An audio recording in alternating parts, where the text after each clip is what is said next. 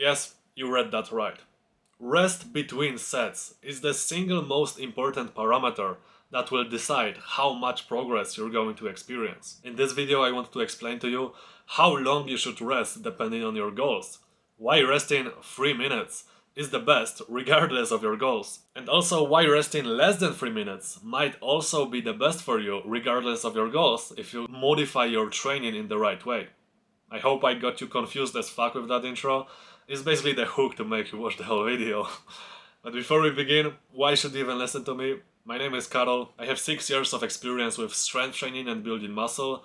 I've tested countless different training methodologies and programs, and I've built my 10 out of 10 physique while enjoying every single training session. If you want to build a top 1 physique while having fun at every single workout you do, is the top link in the description. Basically speaking, if you want to have the best possible performance on every one of your sets, you should rest for at least 3 minutes, because that's exactly the time it takes for you to replenish your phosphocreatine and glucose storage, which are the two of the main energy systems for the short-term fatigue. And if you work really hard on your sets, it might be even necessary to take a rest of like 5 to 7 minutes between sets. This is personally what I do between my most intense sets. Heck, powerlifters even rest sometimes up to 10 minutes between their hardest sets, so experiment with it. I would honestly just recommend you to rest as long as you feel like you need to in order to feel nice and fresh coming up to another set. However, even if you do like 10 drop sets and you feel like you're being burned alive by the end of them, it's not really beneficial to rest for more than 15 minutes, because that's when you actually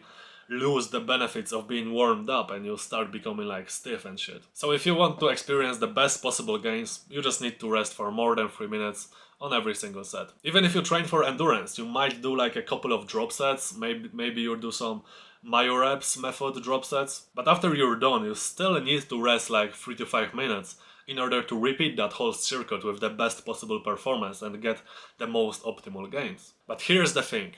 You could also rest by like 1 to 2 minutes between your sets, and you would get pretty much the same amount of gains. What do I mean by that?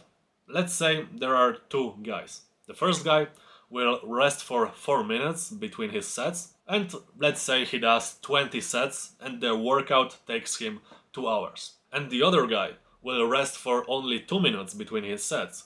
He will do twice as much sets, so he will do 40 sets. And the workout, let's say, will also take him 2 hours. So which one of these guys will do a better progress? Most people will probably say that the second guy, but let's actually look closely at what both of them did. The first guy, because he rests for full 4 minutes, will have very high quality on every single rep and every single set he does.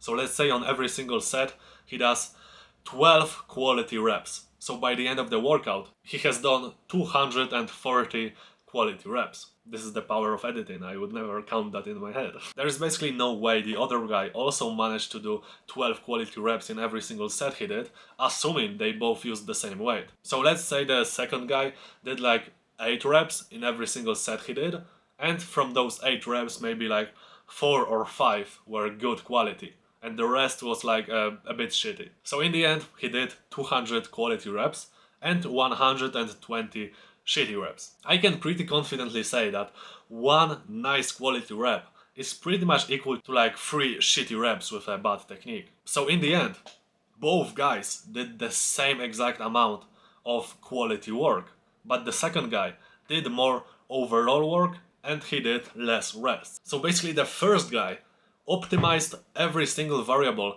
to get the best possible gains in building strength and muscle, while the other guy might get a little less gains in strength and muscle building, but because he did so much work, he also improved his work capacity and actually his cardio. So basically there are 2 options. You could rest more and do more quality work, or you could rest for less and you could do less quality work but more overall volume, which will give you some different adaptations than the first method. And both of these methods will basically give slightly different adaptations, which I already mentioned. Honestly, I much rather prefer the first option. You're not out of breath, you don't sweat that much, and you can actually approach every single set while feeling nice and fresh.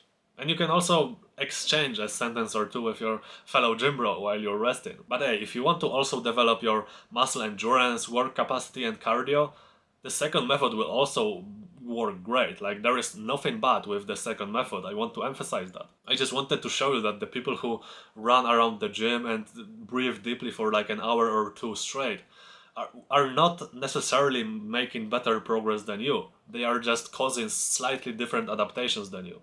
So choose your class here, choose your weapon, and just stick to one thing for longer periods of time, and that is when you will see nice and consistent growth. The worst thing you can do is do one method and then the other method on your next workout. Just don't do that. And honestly, that's it for this video. If you want to develop like a top 1% physique while enjoying every single workout you do, is the top link in the description. Peace out and see you in the next one.